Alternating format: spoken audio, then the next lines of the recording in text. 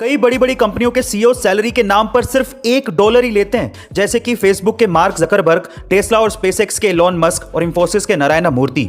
पर सवाल यह है कि सिर्फ $1 ही क्यों? बाकी बहुत सी कंपनियों के सीईओ तो करोड़ों डॉलर की सैलरी छापते हैं। देखिए, मैं आपकी जानकारी के लिए आपको बता दूं कि $1 की सैलरी का रेगुलर सैलरी से भी ज्यादा फायदा है। पर कैसे? चलिए मैं आपको बताता हूं। सबसे पहले तो सैलरी कम हो तो हाई इनकम टैक्स से बचा जा सकता है। इसकी बजाय सीईओ कंपनी के स्टॉक्स ले लेते हैं और कैपिटल गेन पर उन्हें कम टैक्स देना पड़ता है। दूसरा, इन्वेस्टर को भी लगता है कि सीईओ खुद सैलरी की जगह कंपनी के स्टॉक्स ले रहा है। इसका मतलब सीईओ को कंपनी के फ्यूचर में भरोसा है, नहीं तो वो भी सैलरी लेके निकल सकता था। इससे इन्वेस्टर्स का विश्वास बढ़ता है और वो ज्यादा फंड इन्वेस्ट करते हैं। यही इसके पीछे की सबसे बड़ी वजह है। गाइस, आपको ये इंटरेस्टिंग वीडियो कैसी लगी कमेंट सेक्शन में जरूर लिखेगा और ऐसे अमेजिंग वीडियोस के लिए शेयर, सब्सक्राइब एंड लाइक। मिलते हैं अगली वीडियो में।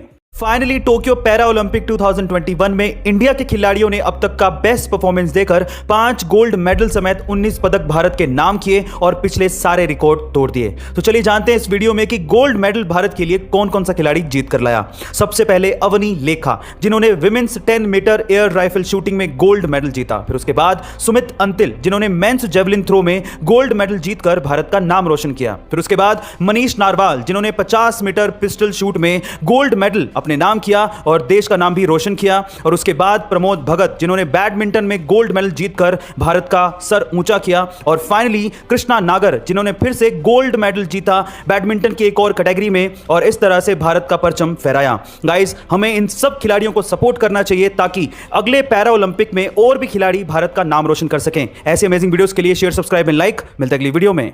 सन यानी कि सूर्य का टेम्परेचर 5500 डिग्री सेल्सियस के करीब है। यह इतना गर्म है कि इसकी गर्मी 150 मिलियन किलोमीटर दूर अर्थ तक पहुंचती है और हमें इसकी गर्मी महसूस भी होती है। लेकिन मजे की बात यह है कि यह सन जिस स्पेस यानी कि अंतरिक्ष के सेंटर में मौजूद है, वो स्पेस खुद ठंडा है। अब यह कैसे हो सकता है कि सन जिसकी गर्मी 150 मिलियन किलोमीटर दूर तक पहुंचती हो, वो सन जिस स्पेस में मौजूद हो वो ठंडा है?